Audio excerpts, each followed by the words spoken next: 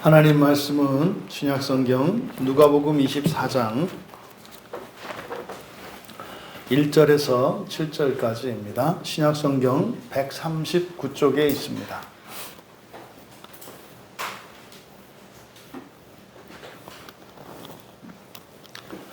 누가복음 24장 1절에서 7절까지 말씀을 우리 함께 읽겠습니다. 안식 후 첫날 새벽에 이 여자들이 그 준비한 향품을 가지고 무덤에 가서 돌이 무덤에서 굴려 옮겨진 것을 보고 들어가니 주 예수의 시체가 보이지 아니하더라. 이로 인하여 근심할 때에 문득 찬란한 옷을 입은 두 사람이 곁에 섰는지라. 여자들이 두려워 얼굴을 땅에 대니 두 사람이 이르되 어찌하여 살아있는 자를 죽은 자 가운데서 찾느냐. 여기 계시지 않고 살아나셨느니라. 갈릴리에 계실 때에 너희에게 어떻게 말씀하셨는지를 기억하라. 이르시기를 인자가 죄인의 손에 넘겨져 십자가에 못 박히고 제3일에 다시 살아나야 하리라 하셨느니라 한데. 아멘. 잠시 기도합니다. 진리의 영이신 성령님, 이 시간 성령 하나님을 의지하여 주의 말씀을 전하고자 하오니 이 시간 저희들의 마음속에 있는 모든 어두움을 빛으로 바꿔주셔서 본문 말씀에 담겨있는 진리가 저희들에게 깨달아지게 하시고 또한 믿음으로 심겨지게 하여 주셔서 이 말씀으로 저희들의 모든 것을 새롭게 하여 주시옵소서. 감사하며 예수님의 이름으로 기도하옵나이다. 거룩한 주일 예배에 참여하신 여러분들, 또 인터넷으로 함께하고 계신 여러분들 모두를 축복하며 환영합니다. 오늘 이 예배의 참된 가치와 그 의미가 우리들에게 복이 되어서 누려질 수 있기를 축복합니다. 설교의 제목은 예수님의 부활과 여인들입니다. 예수님의 부활과 여인들이라는 제목으로 말씀의 은혜를 나누려고 하는데, 이 부활이라고 하는 것은 기독교 신앙의 핵심입니다. 가장 중요한 것이고요. 사실 다른 모든 종교들과 차별화될 수 있는 가장 핵심적인 것이 이 부활입니다. 근데 의외로 이 기독교 안에 이 부활 신앙이 굉장히 흐려졌고, 심지어는 그 부활에 대한 기대조차 없는 그런 시대를 우리가 살아가고 있습니다. 왜 불교의 윤회 사상이나 또 여러분들이 직접 가보진 않았더라도 이런 사진이라든지 이런 영상 자료를 통해서 그 이집트의 그 사막에 있는 그 피라미드를 보신 적이 있을 겁니다. 이런 것들이 사실 바라는 바, 그것은 사실 죽은 사람이 죽으면 끝난 것이 아니라는 생각을 다 가지고 있거든요. 이제 불교 같은 경우에도 사람이 죽으면 끝이 아니라 다시 다른 무엇인가로 태어난다고 하는 환생 사상을 가지고 있죠. 불교에서는 꼭 사람이 사람으로 다시 태어나는 것은 아니고 이렇게 동물이나 식물로 태어날 수 있다고, 다시 태어날 수 있다고 믿고 있습니다. 불교 신자들이 이렇게 선한 일을 하면서 또 자기 이렇게 성질대로 하지 않고 참고 살아가는 그 중요한 이유가 바로 환생 때문이에요. 만약에 내가 이 세상에서의 삶을 잘못 살면 후환이 두려운 겁니다. 그래서 세상 사는 거에 따라서 다음 생애가 결정이 되기 때문에 이 생애로 끝나는 게 아니니까, 그래서 그 다음 생을 위해서 이 세상을 나름대로 최선을 다하고 열심히 살아가는 거죠. 이집트의 이 피라미드 같은 경우에는 그들도 부활신앙을 가지고 있습니다. 근데 사실은 엄격히 말하면 부활이 아니죠. 부활이라기보다는 회생이죠. 죽었던 사람이 다시 사람으로 태어난다고 믿고 있습니다. 그래서 미라를 만들고 그 미라를 피라미드 안에 안치하는 거 아니겠습니까? 그리고 미라를 안치할 때 거기에 이제 필요한 물품들, 심지어는 식량과 이런 것들을 같이 넣는단 말이죠. 왜요? 죽었다가 다시 살아나면 생활을 해야 되니까. 또 그뿐만 아니라 우리나라에서도 지금은 그렇게 하지 않습니다만 고려 때나 이 정도의 고려나 조선시대 초기 같은 경우에도 실제로 이제 사람이 죽으면 부장품이나 부장품들을 같이 넣었잖아요. 그런 것들은 사실 부활은 믿지 않았지만 그 죽은 사람들이 다시 살아나기를 바라는 어떤 기대 같은 게 있어요. 그런 소원이 있어요.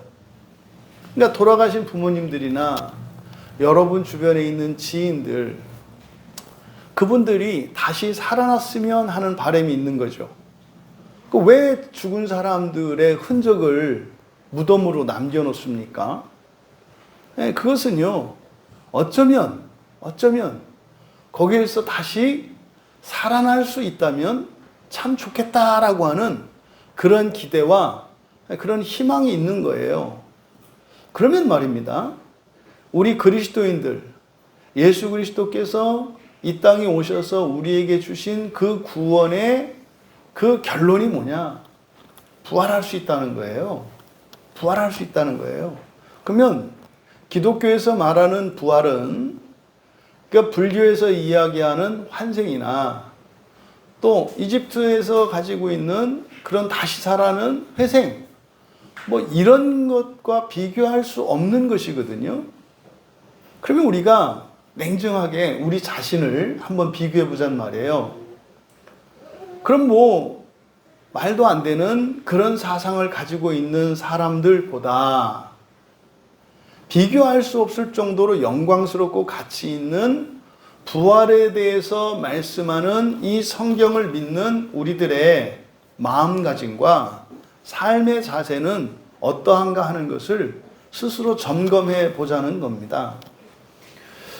제가 보기에는요, 너무나 많은 그리스도인들이 사람들의 죽음 앞에서 그냥 영원히 작별을 해요. 그리고 인연을 그냥 끊어버립니다. 부활이 아니라 그냥 이미 지나간 옛사람이고 다시 못 볼 것처럼 생각하는 것으로 저에게는 그렇게 보여져요. 심지어 살아있는 사람들끼리의 이런 관계를 보더라도 여러분, 부활한다는 것은요, 영원히 함께 산다는 이야기거든요. 그런데요, 여러분들이 가족관계 안에서, 교회 안에서 서로 관계를 맺고 살아가는 모습을 보면 언젠가는 우리가 헤어질 거라고 하는 것을 마치 이렇게 희망하고 살아가는 것처럼 보여요.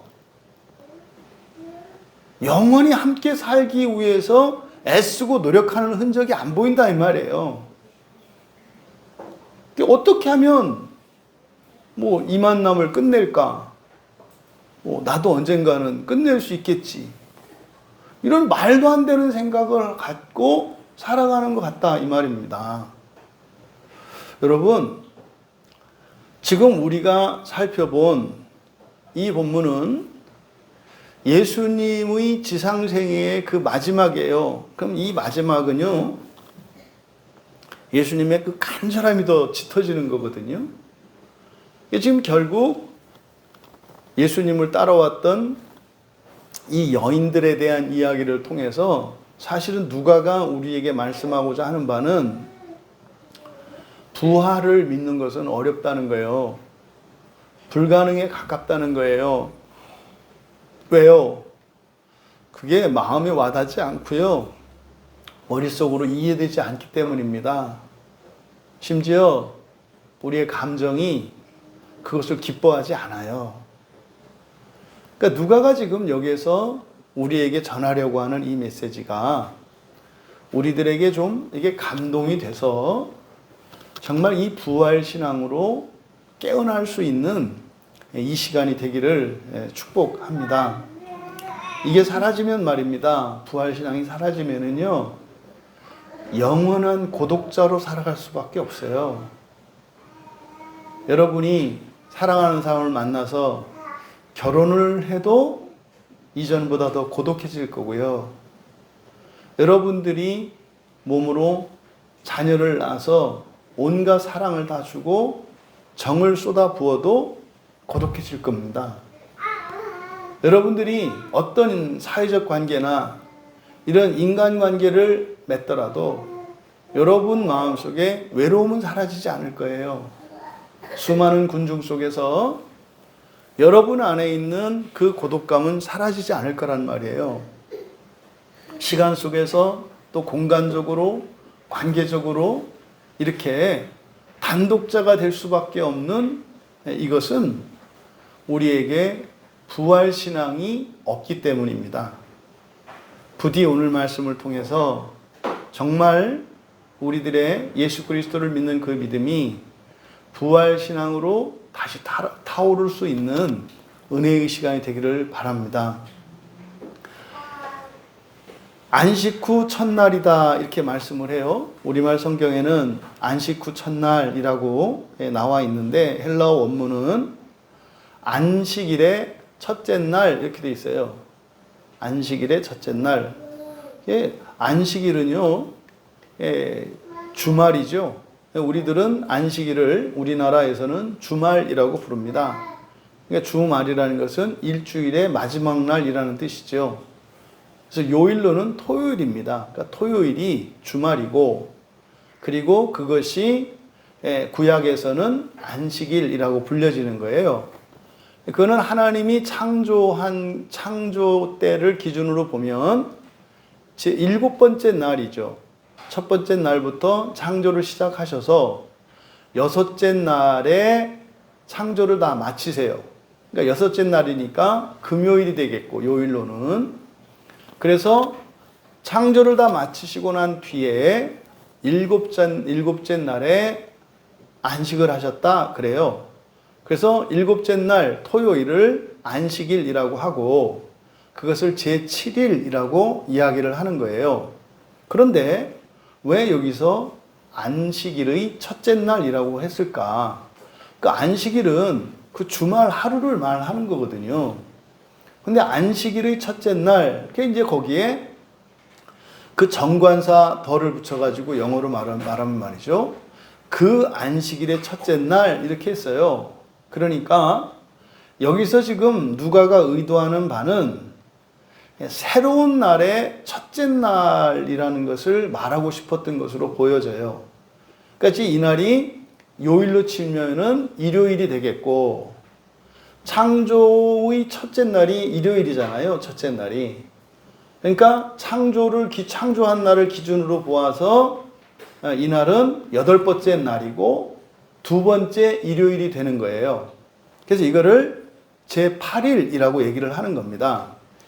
그러면 바로 누가는 그 2번째 일요일인, 그러니까 예수님이 살아나신 그날, 그 날은 그 이전까지 지상에 있었던 모든 날과는 완전히 새로운 첫째 날로 시작된 것을 말하려고 한다 이 말입니다.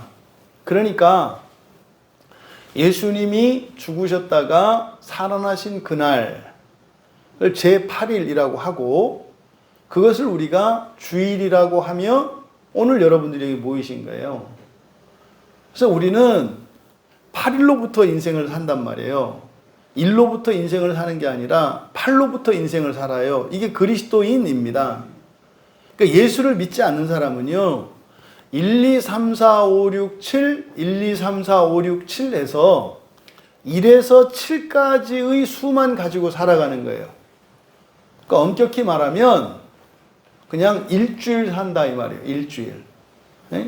뭐 하루를 산다 그래서 하루살이라고 하는데 예수를 믿지 않고 살아가는 사람들은 일주일살이라고 할 수 있는 거예요. 일주일살이. 그러니까 7일을 살고요.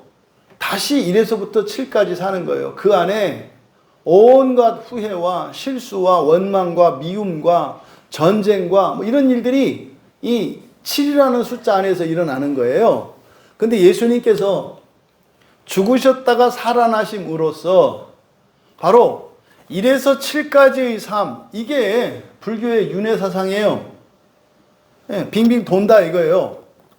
이걸 그래서 우리나라에서 만들어낸 그 불교가 그게 원불교예요. 원불교. 원불교의 동그라미 이렇게 있잖아요. 거기 보면 여러분들이 숫자를 매기시면 돼요. 1, 2, 3, 4, 5, 6, 7.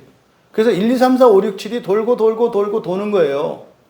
여러분 인생 사신 분들은 아시죠? 뭐 인생이 다 그저 그렇다는 거. 여러분이 몸부림을 해보셔야 뭐 그저 그렇다는 거. 아무리 맛있다 그래서 막 쫓아가서 줄 서서 기다려서 먹고 보면 그 집 가서 계속 안 가거든요. 몇 번 가면 뭐 별거 아닙니다. 어디 경치가 뛰어나다 그래서 뭐 그냥 몇 달 몇 년을 적금을 부어가지고 모아가지고 한번 가서 보고 뭐 한 번 두 번 보면 뭐 그냥 안 오고 인터넷으로 봐도 됐다. 뭐 이렇게 되는 거예요. 그래도요 살아야 되니까 그냥 또 가는 거예요. 그냥 돌고 도는 거예요. 그냥. 그러니까 유행이 생기죠. 도는 데를 계속 도니 얼마나 심심해요. 그러니까 막 바꾸는 거 아닙니까? 세트를 바꾸듯이. 그래 봐야 며칠 산다? 일주일 산다. 그래 봐야 일주일 산다. 그러니까 지금 예수님이 이렇게 살아나신 이날, 그러니까 예수 그리스도를 따라가는 사람들은요, 드디어 윤회를 벗어나는 거예요. 그러니까 불교 신자들이 이것만 알아도 교회로 다 몰려들 거예요. 이거 몰라서 거기 있는 거거든요. 불교 바퀴는 또 길어요. 3000년이거든요. 불교 바퀴는 3000년인데 3000년 딱 만났을 때 그때 그 윤회에서 끊어지지 않으면 다시 3000년밖에 또 돌아야 돼요. 세상에 그 교회 오면요, 뭐 예수 대충만 믿어도 최소한 일주일 바퀴로 돌잖아요. 얼마나 좋아요. 근데 그뿐이 아니라 뭡니까? 윤회에서 완전히 벗어날 수 있다. 그러니까 석가모니가 해탈을 꿈꿨는데 그게 뭐였던 거예요? 예수 믿는 거예요. 예수 믿는 거. 그게 지금 석가모니가 제 말을 들으면 맞다고 그럴 거예요. 맞다. 그래서 이 절에 있는 절밥을 먹는 모든 중생들아, 바로 저 목사님이 바른 얘기 했다. 바로 다 교회로 가라. 석가모니가 그랬다는 거 아니에요. 하나님, 제가 가서 이 사실을 알려주고 더 이상 이렇게 절간에서 모여서 목탁 두드리고 이렇게 나무아미탑을 관세음보살 이렇게 외울 게 아니라 교회 가서 찬송가 부르고 성경 보라고 내가 가서 잠깐 얘기만 해줄게요. 그러고 올게요. 저 딱한 중생들 그때 뭐라 그런 거예요? 거기 놔둬라. 기독교인 걔들이 다 얘기해서 걔 그 말 듣고 안 오면 네가 가도 안 온다. 뭐 그렇게 하셨다는 거 아니에요. 그러니까 예수를 믿는다는 것은 불교에서 말하는 윤회를 벗어나는 거고요. 도교에서 말하는 신선이 되는 거예요. 그리고 뭐 무슬림들이 이야기하는 뭐 완전한 구원, 뭐 거기에 이르는 게 예수 믿는 거예요, 여러분. 그러니까 기독교는요, 모든 종교, 심지어는 과학, 문학, 모든 언어로 다 이야기할 수 있어요. 모든 언어로. 그러니까 기독교는요, 세상에 있는 모든 것을 다 포용해요. 우리가 이렇게 막 이게 똑같다가 아니라 모든 걸 포용할 수 있다고요. 아니 보세요. 우리 민재 같은 어린이도 똑같은 설교를 들으시잖아요. 네? 우리 권사님이나 민재 연륜이나 신앙이나 성경 지식이나 이런 영적 체험이나 이거는 비교할 수 없이 크지 않아요? 여러분, 그 어떤 것을 가지고 모든 세대가 모든 신분의 모든 시대의 사람들이 한꺼번에 얘기할 수 있는 게 어디 있어요? 없어요. 말이 안 되잖아요. 세대 간의 단절이 일어나고, 남녀, 성별 간의 단절이 일어나고, 민족과 문화 간의 단절이 일어나고, 시대 사이의 단절이 일어나잖아요. 그런데요, 예수님이 우리에게 주신 이 복음과 기독교에서 가르쳐주는 이 구원은요, 모든 사람이 대화가 가능해요. 엄청난 거죠, 여러분.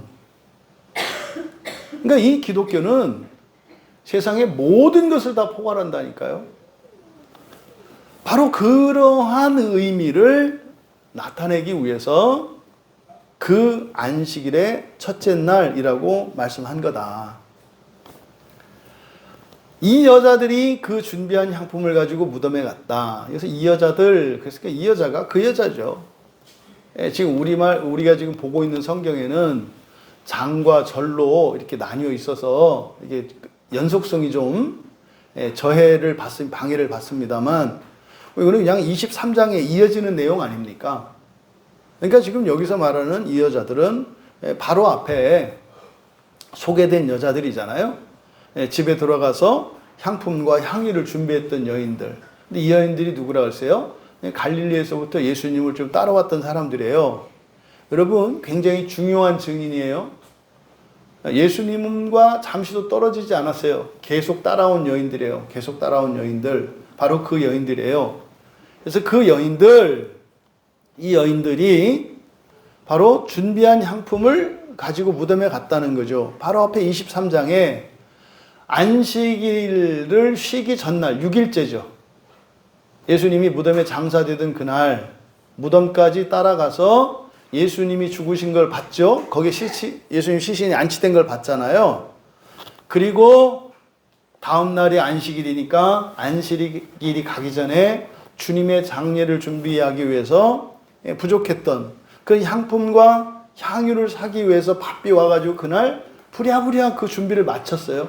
그리고 안식일을 쉬었는데 사실은 쉬었겠습니까? 안식이 되겠어요? 마음이 주님을 향해 가 있는데, 집에 있었지만요, 마음은 주님께로 가 있는데 또 안식일은 지켜야 되니까, 뭐 집안에서 안절부절 못했을 거 아니에요? 또 이 사람들은 뭐 12걸음 이상을 걸을 수 없으니까 집에서 왔다 갔다 하다가 이렇게 숫자 세면서 11걸음 걷고 멈췄다가 또 하나, 둘, 셋, 11걸음 걷고 뭐 이러지 않았겠어요?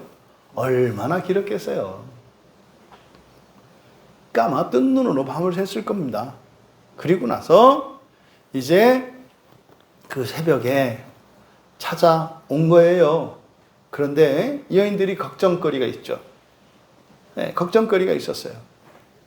무덤을 가려면 유대인들의 무덤은 굴을 파고 그 굴의 입구를 큰 바위로 맷돌같이, 하지만 그거보다는 몇십 배가 큰 그런 돌로 막아놔요.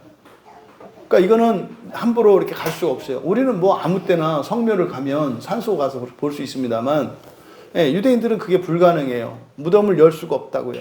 그러니까 몇 명의 장정들이 와서 문을 굴려줘야 그걸 볼 수 있는 거죠.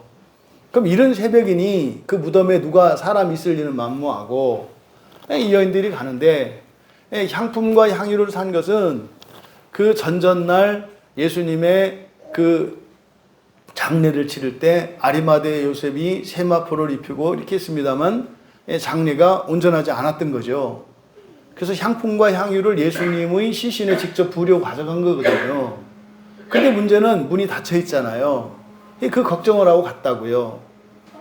근데 그 내용이 이제 다른 복음서에서 나오죠. 그런데 딱 가보니까 감사한 거죠. 돌이 무덤에서 굴려 옮겨진 것을 보고, 이럴 때 우리는 뭐래요? 응답해 주셨다 이러는 거죠.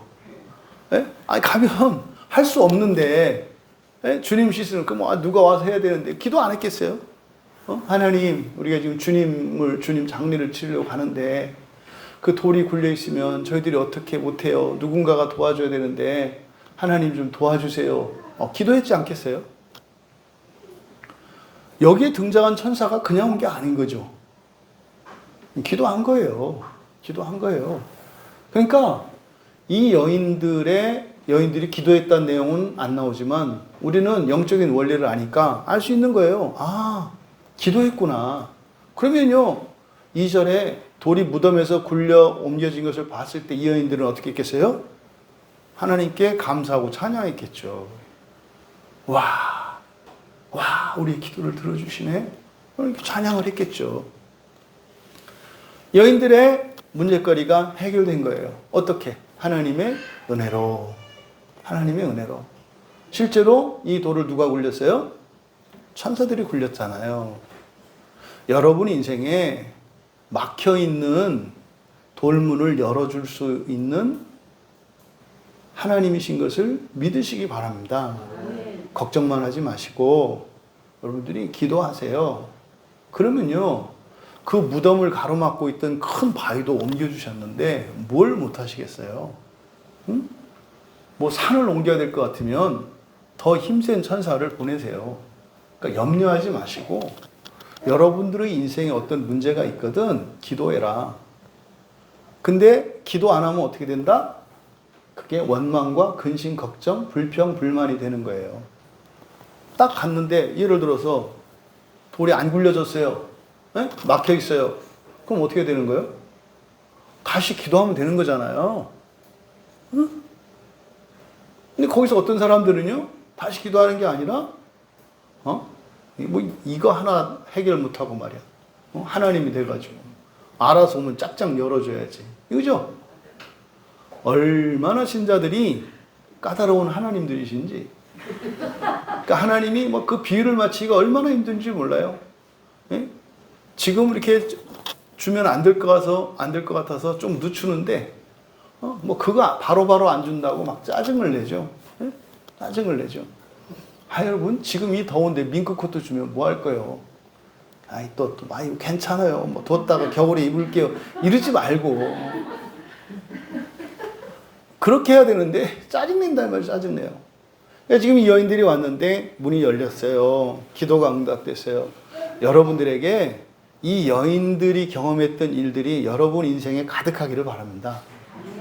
여러분들이 어려움과 걱정, 근심이 있는데, 그걸 하나님께 기도했을 때, 여러분들의 힘으로 할 수 없는 그러한 일들이 하나님의 도우심으로, 하나님의 은혜로 해결되는 일들이 계속되기를 바라요. 근데 그 여인들이 그것을 발견하고 이제 무덤 안으로 들어갔죠. 근데 지금 이 여인들은 여기를 왜 왔습니까? 예수님의 시신에 향품과 향유를 바르려고 온 거예요. 온 목적이. 그러니까 사실은 이 여인들은요, 주님에 대한 어떤 기대를 갖고 온 게 아니라 사실은 주님께 뭔가를 해드리려고 온 거죠. 주님께 뭔가 해드리려고 온 거예요. 이게 교회에 오는 사람들의 모습이거든요. 여러분들이 교회를 오는데 뭔가를 해드리려고 오죠. 예배 드리려고 오고, 그냥 뭔가를 이렇게 해드리려고 오죠. 이게 지금 여인들의 모습이에요. 또 목사님 또 가니까 그냥 한번 얼굴 보여주려고 오고, 이런 거죠. 이게 지금 여인들의 모습이에요. 이거는 지금 누가가 우리에게 이야기하고 있는 내용이에요. 그러니까 지금 여인들이 예수님의 시체를 보려고 오는 이것은 예배에 참여하는 성도들의 한 모습이 될 수 있는 거예요. 그러면 그 여인들이 딱 갔어요. 갔는데, 죽은 예수님의 몸이 없네요. 이 여인들이 지금 예수님 몸에 향유를 바르러 왔잖아요. 그러니까 몸이 없어요. 그럼 이 여인들은 어떤 생각, 어떤 느낌을 가졌을 것 같아요? 할 일이 없잖아요. 할 일이. 교회 왔는데 할 일이 없어요. 할 일이 없어. 그러니까 어때요? 그냥 빈 무덤만 보고 돌아갔더라. 그래서 교회들이 어떻게 합니까? 시체를 막 갖다 놓잖아요. 시체를 많이 갖다 놓잖아요, 이렇게. 어차피 세마포로 쌌으니까. 이것도 예수님이다, 저것도. 이게 뭐예요? 교회 일이잖아요. 그러니까 교회에서 막 헌신하고 하는 일들이 뭐예요? 다 예수님 몸에, 죽은 몸에 향유 바르는 일들이죠. 향품 바르고. 그때 막 일하고 있는 그 여인들의 모습은 어떨 것 같아요? 그냥 미소로 꽉 차있죠. 그냥 흐뭇해서 우리가 주님을 섬긴다. 그냥 땀 뻘뻘 흘리면서 막 보람차게 그런 거 아니에요? 여러분, 지금 이거를 누가가 고발하고 있는 거예요. 예수를 믿는 사람들이 시체를 섬겨요. 대표적인 주자가 누구예요?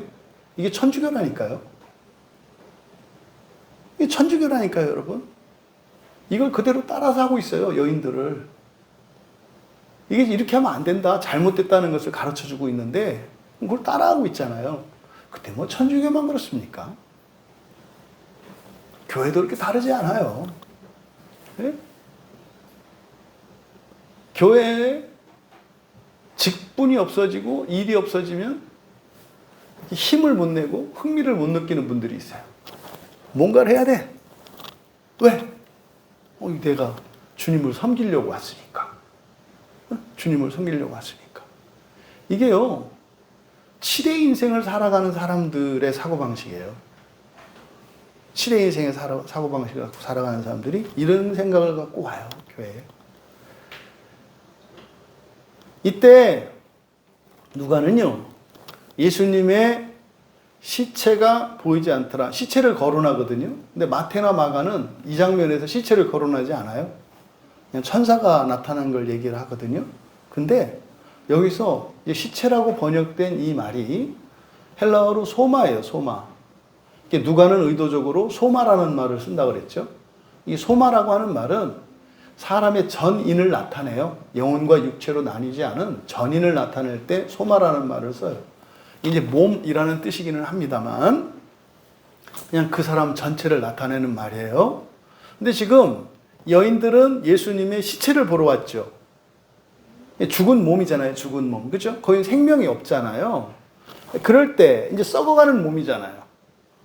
그럴 때는 몸을 소마라고 하지 않고 사륵스라고 해요, 사륵스.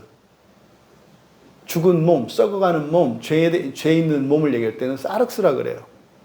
근데 누가는 여기서도 예수님의 몸을 시체라고 번역했는데 시체라고 하지 말고 그냥 몸이라고 해야 맞는 거예요. 원래 시체를 의미하는 단어가 있어요. 시체는 푸토마라는 말이 있어요. 푸토마.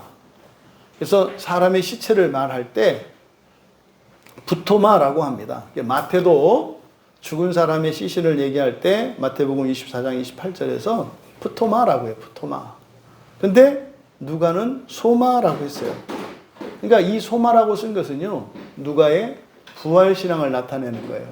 부활신앙. 사람의 몸은 그냥 죽어서 땅에 묻는다 해서 끝나는 게 아니다. 뭐 한다? 다시 살아난다. 라고 하는 부활신앙을 나타내기 위해서 소마라고 했다. 그런데 이 여인들은 주님의 시체가 보이지 않으니까 어떻게 했다고요? 근심했다 그래요. 근심했다. 주님 시체에 향유를 바르려고 왔는데 뭐 시신이 없으니 어떻게 해요? 그렇다고 자기 머리다 바를 수도 없고. 그렇잖아요. 근심했다.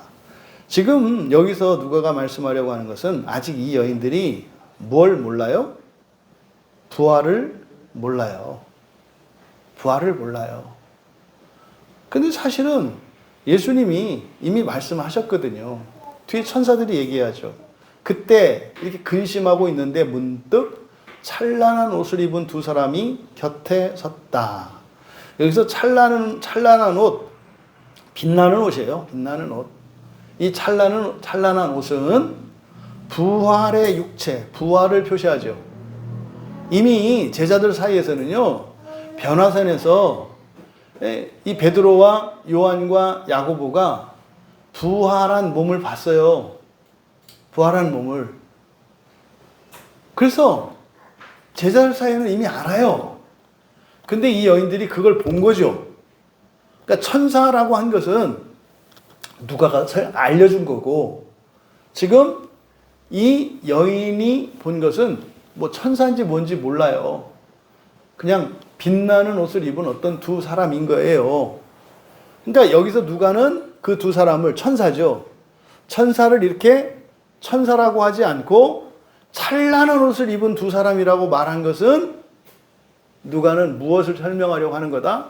부활을 설명하려고 하는 거다. 소마라는 말, 그리고 찬란한 옷을 입은 두 사람, 이건 지금 부활을 알 수 있었다 이 말이에요. 부활을 알 수 있었다. 그런데 이 여인들은 알지 못하고 있었다. 이게 부활이에요. 그런데 보세요. 이 여인들이 어떻게 했대요? 찬란한 옷을 입은 두 사람을 봤잖아요. 그때 보고 이 여인들의 반응이 뭐래요? 5절에 뭐라 그랬어요?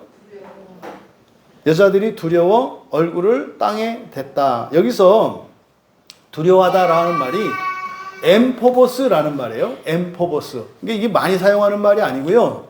복음서에서는 누가만 쓰는 말이에요. 이 엠포보스는.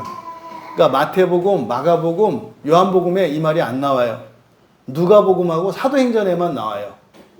그리고 성경 전체에서 이 단어 몇 번 쓰이지도 않는데 단 한 번 예외적으로 요한계시록 11장 13절에 요한계시록 11장 13절에 이 단어가 한 번 사용되거든요. 그래서 이 두려워한다는 말이 어떤 의미인지 우리에게 가르쳐줘요. 그러면 요한계시록 11장 13절의 내용이 뭐냐면요. 막 지진이 막 나요. 생각해 보세요. 지금 우리가 이렇게 예배 드리고 있는데요. 막 지진이 나는 거예요. 막 지진이 나요.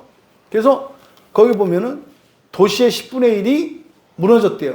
그러니까 여기 우리가 여기 드리고 있는 여기 안양 이쪽에 한 10분의 1이 막 쭉 꺼져버린 거예요. 예? 지진이 일어났는데. 그래서 나가보니까, 예? 하여튼 어디 이렇게 한 부분이 완전히 그냥 땅으로 막 푹 꺼져버린 거예요. 10분의 1이. 그리고 거기 보면 7,000명이 죽어 있다 그래요. 여러분, 별거 아니죠, 여러분한테. 7,000명 그러니까. 시체 7,000명이면요, 세상이 다 죽은 사람 천지예요. 세상이. 그러니까 어마무시한 거예요, 여러분. 그러니까 그 도시의 10분의 1이 무너지고 7,000명의 사람들이 시체가 돼서 널브러졌을 때 그때 놀란 것을 요 엠포보스라는 말을 써요. 그러니까 이 여인들이 본 거는 사실은 천사잖아요. 천사를 봤는데 까무라치게 놀랬다는 거죠. 그러니까 사실은 이 여인들에게 이 천사들은 천사가 아니라 누구로 보인 거예요? 귀신으로 보인 거예요. 여러분, 귀신 만난 적 있으신가요? 네? 밤길에 이렇게 혼자 가다가 귀신을 딱 만났어. 준민아. 그럼 어떨 것 같아? 하이 이렇게 할 거야? 한대요. 준민이 넌 할 가능성이 많아. 근데 귀신이 만나서 귀신을 만난 거예요. 그만큼 얼마큼 했어요? 까무라친 거예요. 얼굴에 땅에 댔다는 게 까무라친 거예요. 벌벌벌벌 떨면서 그 천사를 봤는데, 근데 사실은 지금 누가는 이 무덤에서 일어난 사건들은 이 여인들에게 무엇을 가르쳐 주려고 하는 사건이에요?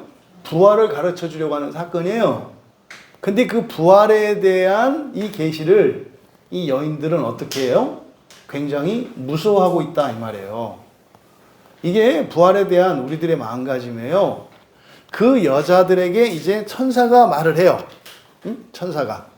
그럼 이제 천사가 여자들한테 한 말.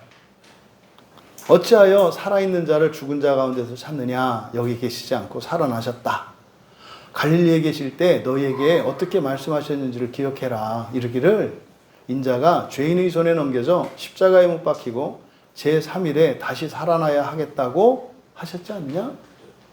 천사가 얘기한 거예요.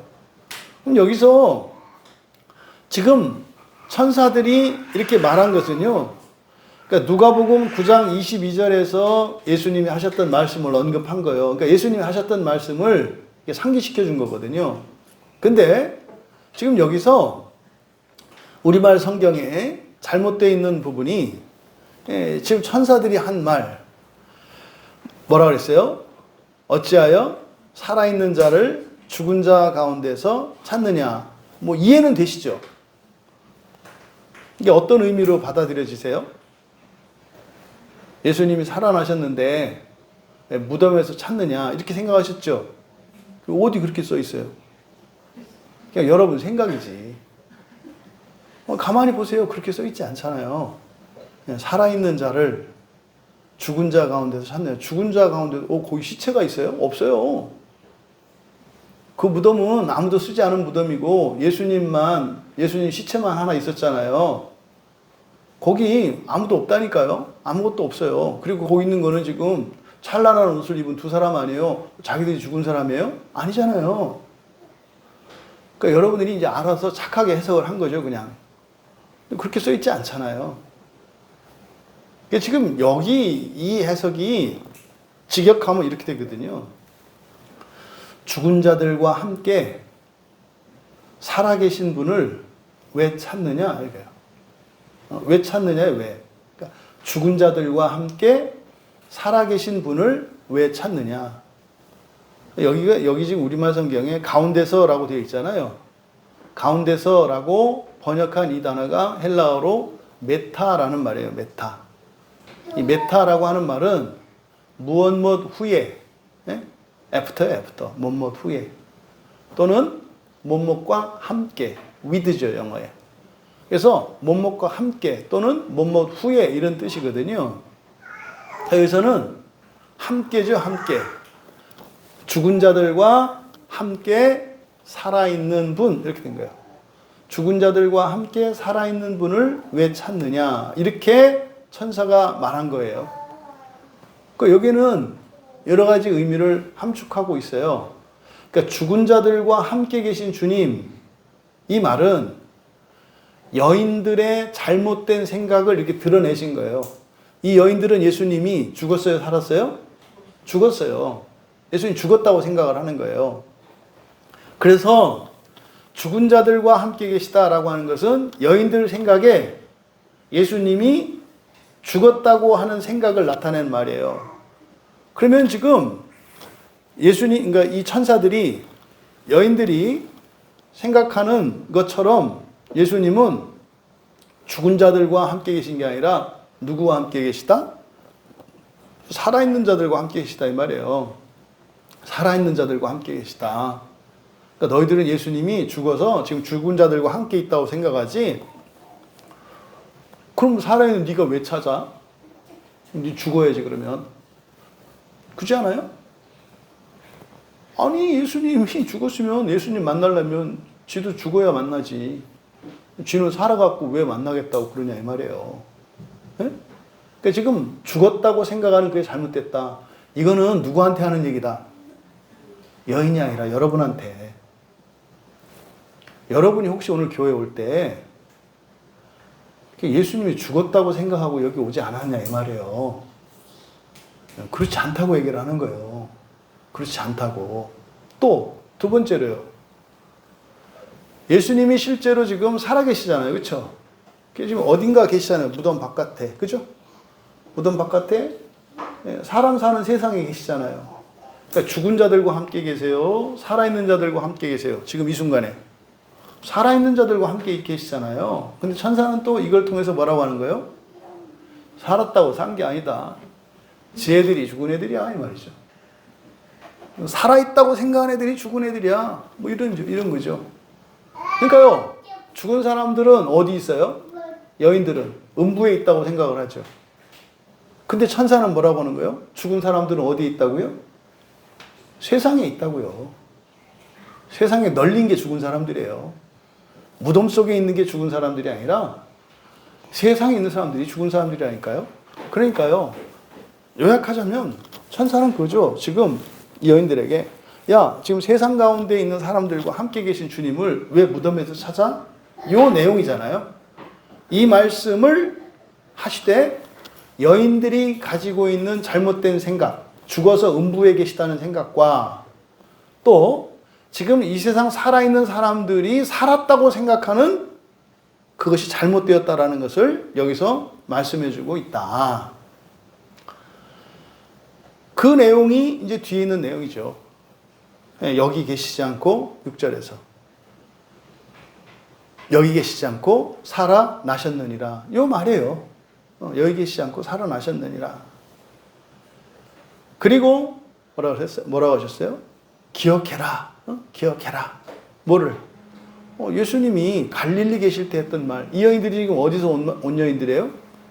갈릴리에서 온 여인들이라고 그랬잖아요. 너희들 그때 그 말 들었잖아. 그 말 들었잖아. 그때 예수님이 하셨던 말씀 들었잖아. 그때 하신 말씀이 뭐예요? 그러니까 누가복음 9장 22절에서 인자가 많은 고난을 받고 장로들과 대제사장들과 서기관들에게 버림받아 죽임을 당하고 제3일에 살아나야 하리라. 그 말씀을 하셨어요. 그 내용을 지금 천사가 반복하고 있는 거죠. 죄인의 손에 넘겨져야 한다. 지금 근데 우리말 성경에는 이게 좀 약화되어 있는데 여기에는 반드시 뭐뭐해야 한다라는 말이 생략되어 있어요. 우리말 성경에 잘 안 나타나 있어요. 반드시 뭐뭐해야 한다. 근데 세 가지 일이에요. 반드시 뭐뭐해야 되는 것이. 첫째, 죄인들의 손에 반드시 넘겨져야 한다. 두 번째, 그러니까 반드시 십자가에 못 박혀야 한다. 세 번째, 반드시 부활해야 한다. 이 세 가지 말씀이에요. 그러니까 예수님이 하신 말씀을 천사들이 이 세 가지로 요약을 해요. 죄인들의 손에 반드시 넘겨져야 한다. 반드시 십자가에 못 박혀야 한다. 반드시 부활해야 한다. 왜요? 왜요? 왜 예수님은 반드시 그래야 하는 거죠? 예수님이 지상에 오신 목적을 이루기 위해서는 반드시 그렇게 하셔야 되는 거죠. 예수님이 지상에 오신 목적이 뭐예요? 우리들을 하나님의 나라로 데려가시는 거죠.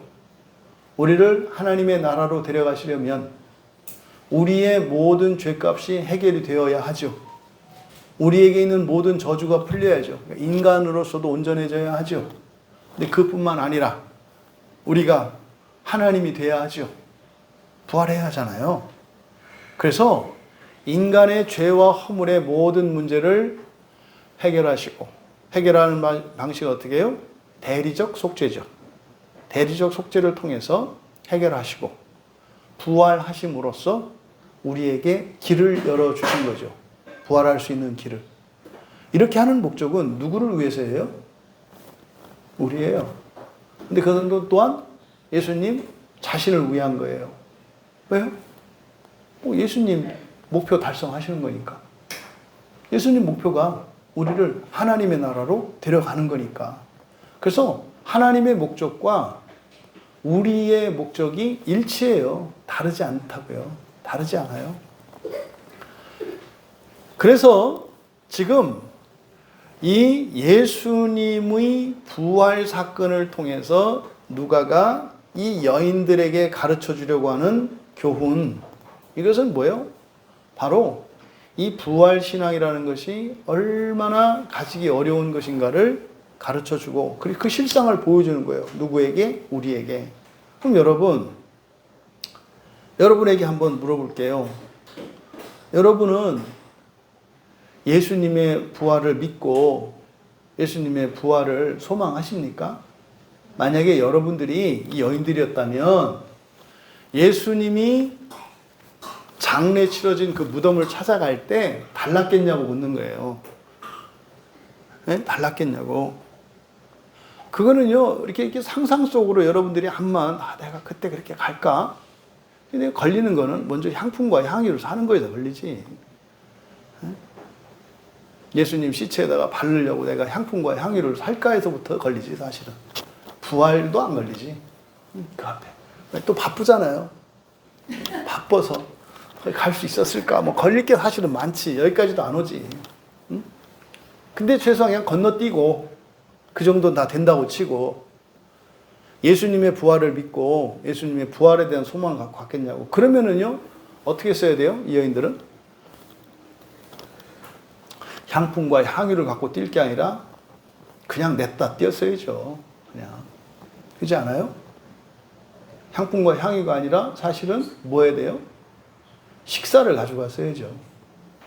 그렇지 않아요? 예수님 살아나셨으면 제일 필요한 게 뭐예요? 향수가 필요한 게 아니라, 그러니까 한 3일, 이틀 꼬박 굶으셨으니까, 밥은 소화가 안 되고 원칠 수 있으니까, 최소한 죽이라도 끓여가야 되는 거 아니에요? 여러분 이게 달라야 된다니까요. 그럼 이거를 바꿔서 생각을 해보자고요. 여러분들이 정말 예수님의 부활을 믿고 소망한다면 오늘 교회에 올 때 어떻게 오셨냐고요. 예? 여러분들은 죽은 예수를 만나러 왔는지 부활하신 예수를 만나러 왔는지 여러분이 점검해 보라는 거예요, 스스로.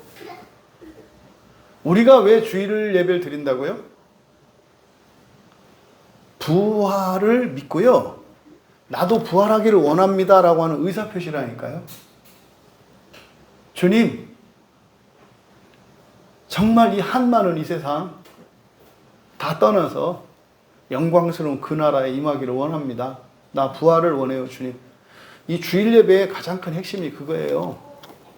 주님, 난 부활을 원해요. 그러니까요, 부활을 원하려면 예수님이 부활한 걸 믿어야 되잖아요.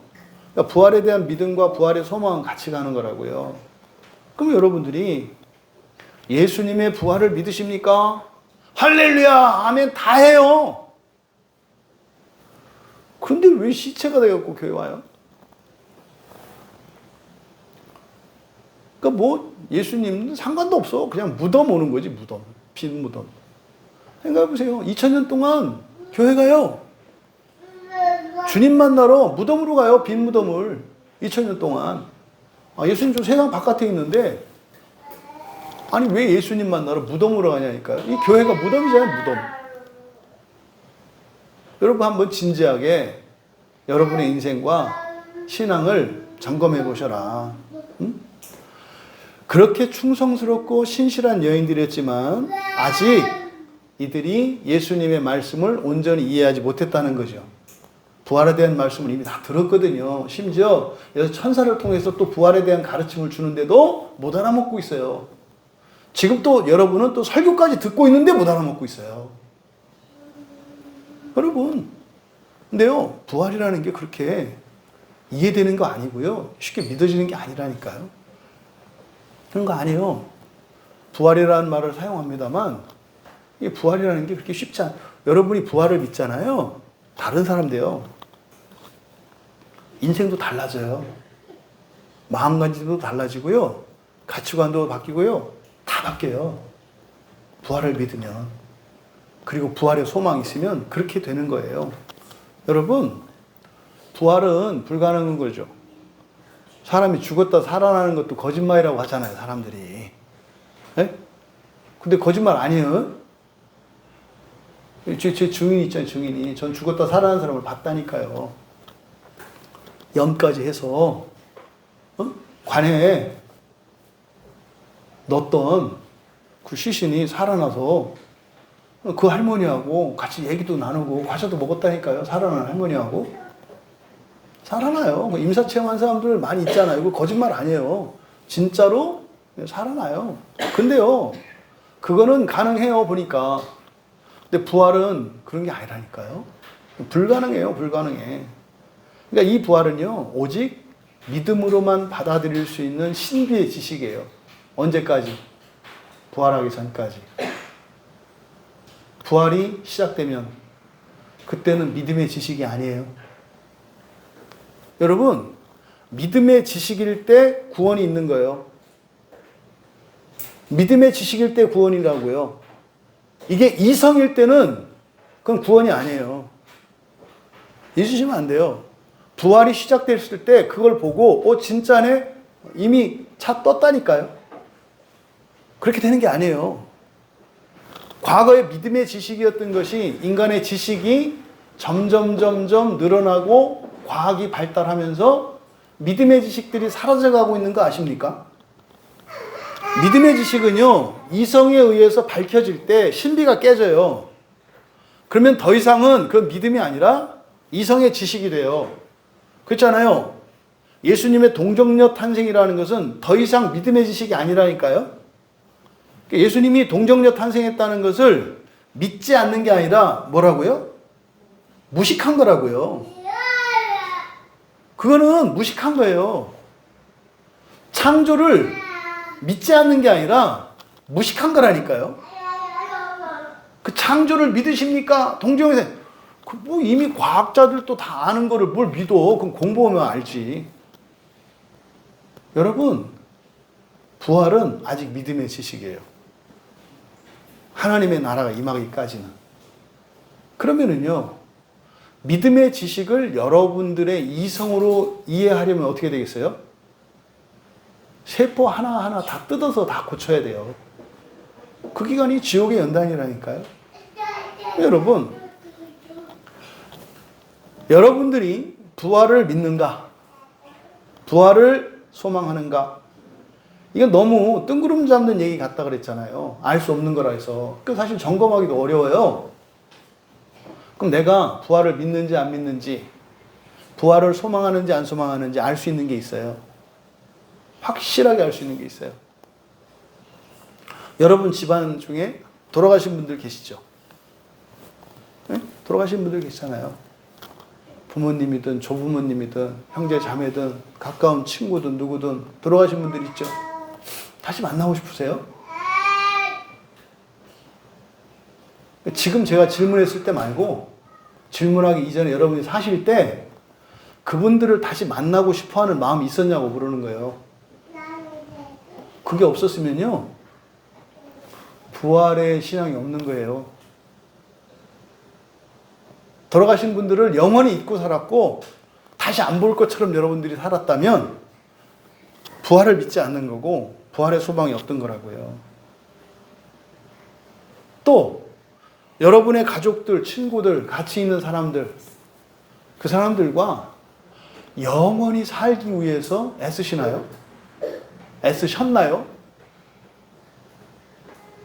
아니면 좀 견디면 된다고 생각을 하셨나요? 부활의 신앙은요, 그냥 이렇게 뭐 뜬구름 잡는 이런 얘기가 아니에요. 여러분, 부활이라고 하는 것은 핵심은 뭐냐면 영원히 함께 사는 거거든요. 부활의 효과가 뭐예요? 존재적인 변화는 있습니다만 부활의 효과는 영원히 함께 살아가는 거예요. 그러면 좀 더 직접적으로 여러분 지금 예수님 만나고 싶으세요? 만나고 싶으셨나요? 예수님과 함께 차 마시고 싶었고 예수님과 함께 밥 먹고 싶었고 예수님과 함께 이야기를 나누고 싶었고 그랬나요? 그게 부활을 믿는 거고 부활의 소망을 가지는 거예요. 만약에 누군가가 예수님을 만나고 싶고 함께하고 싶고 함께 교제하고 싶고 그러려면 먼저 예수님이 나에게 그런 분이셔야 하잖아요. 그렇지 않아요? 그럼 먼저 어떻게 되겠어요? 부활의 신앙을 가지려면 사랑해야 해요. 사랑하지 않는 사람과 영원히 함께 살고 싶겠어요? 그러니까 내가 여러분 부활을 믿습니까? 할렐루야 아멘 이거 말고 진짜로 내가 부활의 소망을 가졌는지 안 가졌는지 스스로 점검해 볼 수 있다 이 말이에요. 예수님을 그렇게 사랑하시냐고요. 누구보다도. 그러면 또 그건 좀 너무 뜬구름 잡는 것 같으니까 여기 계신 분들 한번 보라고 이렇게. 서로 사랑하시나요? 사랑하지 않으면요 절대로 부활을 소망할 수 없어요. 부활하면 큰일 나잖아요.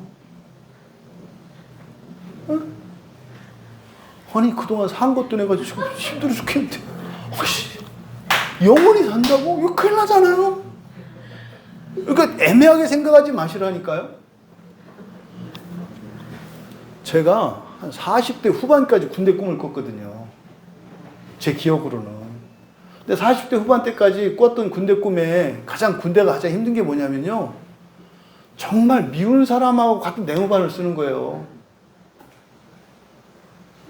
떨어질 수가 없어요. 그거 아시죠? 싫은 사람하고 같이 지내는 게 얼마나 지옥인지. 근데 부활을 믿는다는 거는요. 그 사람하고 영원히 함께하고 싶어 하는 거거든요. 근데 그렇게 하려면 어떻게 해야 돼요? 사랑해야 해요. 사랑하지 않으면요. 부활을 반대하고 걸기해야 된다니까요. 예수님은 들어라! 부활은 안 된다! 뭐 이렇게 해야 되는 거예요. 여러분 자신을 돌아보세요. 내가 정말 부활을 소망하고 있는가? 부활을 믿고 있는가? 그럼 부활을 믿는 사람은 어떻게 하겠어요? 미워 죽겠는데 영원히 살아야 되니까 사랑하기 위해서 애쓰겠죠. 대충 뜻이 안 맞는다고, 마음에 안 맞는다고 그냥 금 거버리고 일정 거리를 유지하고 이러지 않겠죠. 부활을 믿는 거는요, 신비의 지식이어서 우리가 알 수 없지만 내가 부활의 신앙을 가지고 있는지 그렇지 않은지는 점검할 수 있다. 두 번째로, 여러분이 가지고 있는 부활 신앙이 구체적으로 무엇인가? 사실 지금 누가 보면 끝났잖아요. 끝나고 있잖아요. 24장에. 그렇죠? 보세요. 맨 끝에 이제 승천하시는 얘기가 나오거든요. 다 부활 얘기예요. 부활. 부활로 끝나는 거예요. 이 복음서는. 그러면 여러분이 가지고 있는 이 부활에 대한 지식, 앞에서 누가복음 20장 36절에서 말씀하셨잖아요. 보세요. 앞에 20장 36절.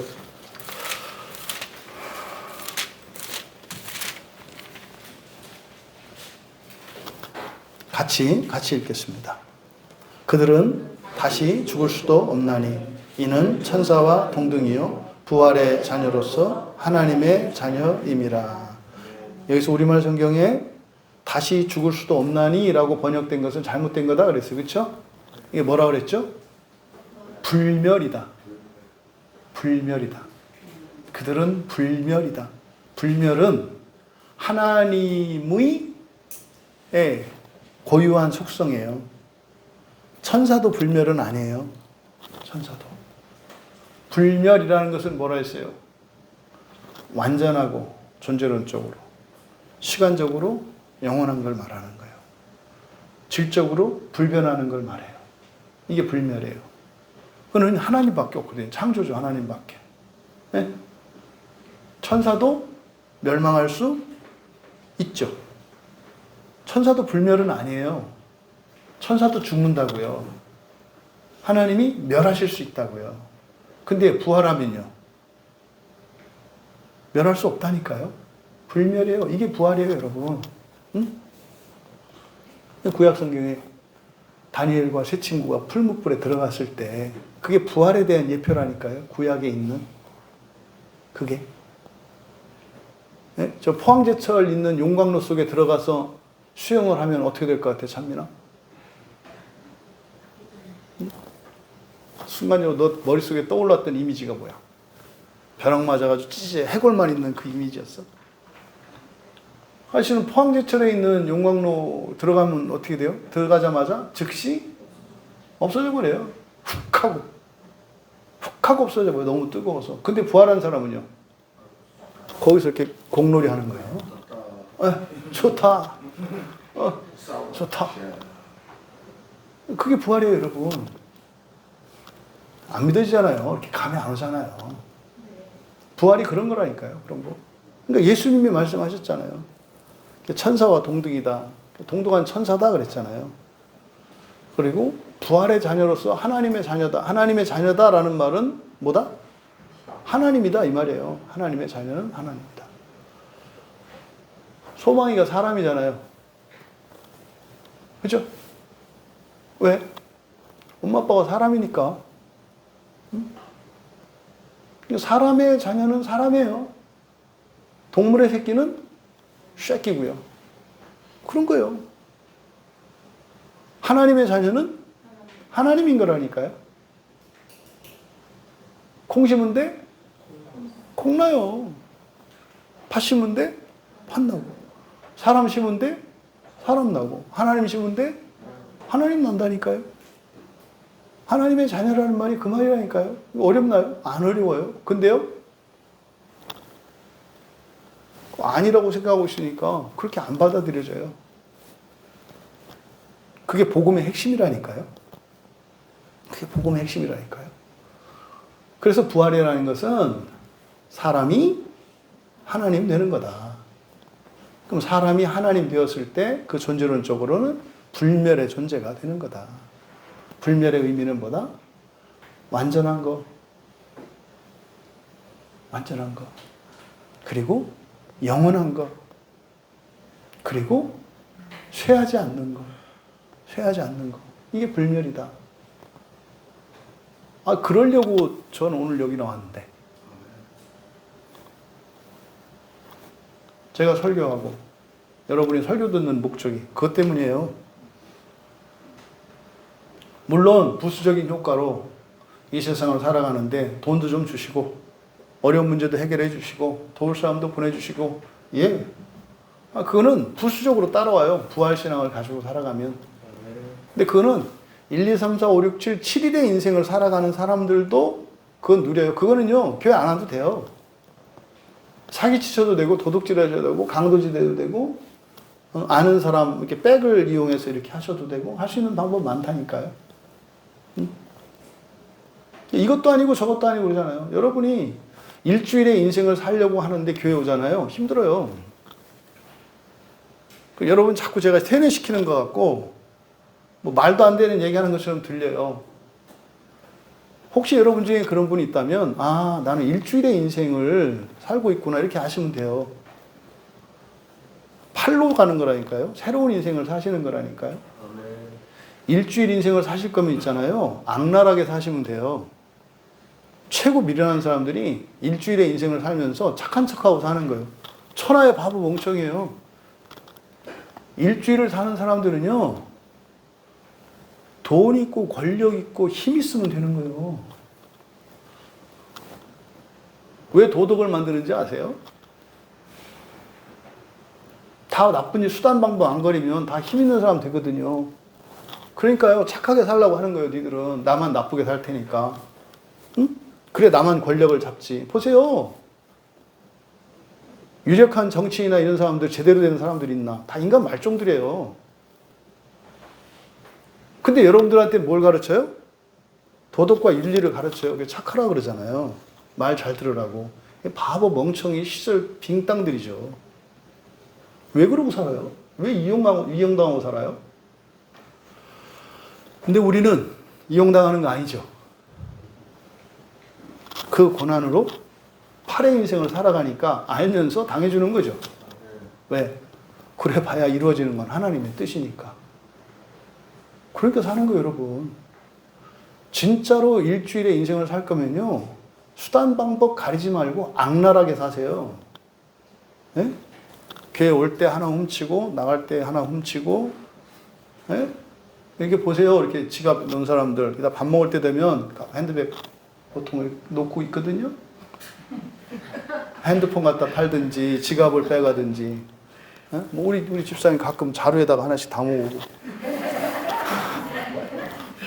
그 벌써 얼굴이 화기애애했잖아요. 네? 일주일의 인생은 그렇게 사는 거라니까요. 근데 우리는 왜 그렇게 안 살아요? 부활을 위해서 살기 때문이에요. 민재나 준민이 오해하면 안 돼. 목사님 그렇게 하라는 거 아니잖아. 그치? 그렇게 하라는 거 아니지. 그치? 그럼 바보 멍충이들이나 그렇게 하는 거지. 그거의 대가는 뭘까? 지옥 가는 거죠. 어떻게? 천년 꽉 차게. 우리들은 부활을 위해서 살기 때문에 착하게 사는 거지, 윤리나 도덕에 따라서 착하게 사는 거 아니에요. 부활을 위해서 내가 참고 사는 거지, 내 인생이, 내 신세가 이 모양 이 꼴이어서 그런 거 아니에요. 네? 더 편하게 살 수 있고요. 더 자유롭게 살 수 있고요. 더 부자로 살 수도 있고요. 더 사람들한테 인정받고 살 수 있고요. 있다니까요. 여러분, 저희 가서 총한자로 사보세요. 권총 한자 들고 다니면요, 여러분한테 시비 걸 사람도 없고요. 꼼짝 못해요. 거기다 수류탄까지 하나 들고 다니면 여러분하고 싸우자고 덤빌 사람 없어요. 차비 안 내셔도 되고요. 식당 가서 돈 안 내고 밥 드셔도 돼요. 네? 뭐 이래도 돈 내? 그러면 아니 그냥 가세요 이럴 거거든요. 여러분, 우리는 그래서 착하게 살고 참고 살고 양보하고 살고 성질 죽이고 사는 거 아니에요. 뭐 때문에 그래요? 부활 때문에 그렇다니까요. 왜? 그게 너무 좋은 거거든요. 왜? 불멸의 존재가 되는 거니까. 부활을 위해서 살아가시는 여러분 되시기 바랍니다. 이 부활신앙이 왜 이렇게 중요할까요? 지금 마지막까지 이 여인들에게 이 부활신앙을 전해주려고 애쓰고 있잖아요. 천사까지 보내서. 아이고, 죽어서 시체로 구원도 안 돼갖고, 아이고, 또 살아나셨는데도 또 구원이 필요해. 그래서 천사들 보내가지고 또 부활을 가르쳐 주시는 거 아니에요? 그것도 안 돼서 또 저 같은 목사를 세워서 또 이렇게 하는 거 아니에요? 이게 부활은요, 기독교 신앙의 핵심이고 구원의 목적이고 우리들의 인생의 절대적인 소망이에요. 이게 부활이에요. 잊지 마세요. 여러분이 해야 할 것과 하지 말아야 할 것을 구분하고 해야 할 것을 하고 하기 싫은데도 해야 할 것을 하는 이유, 하고 싶은데도 하지 말아야 할 것이기 때문에 안 해야 하는 이유, 부활이라니까요. 부활 때문에 그래요, 여러분. 그래서 지금 부활을 모르고 있는 이 여인들에게 주님께서는 천사들을 통해서 부활신앙을 가르쳐 주신 거죠.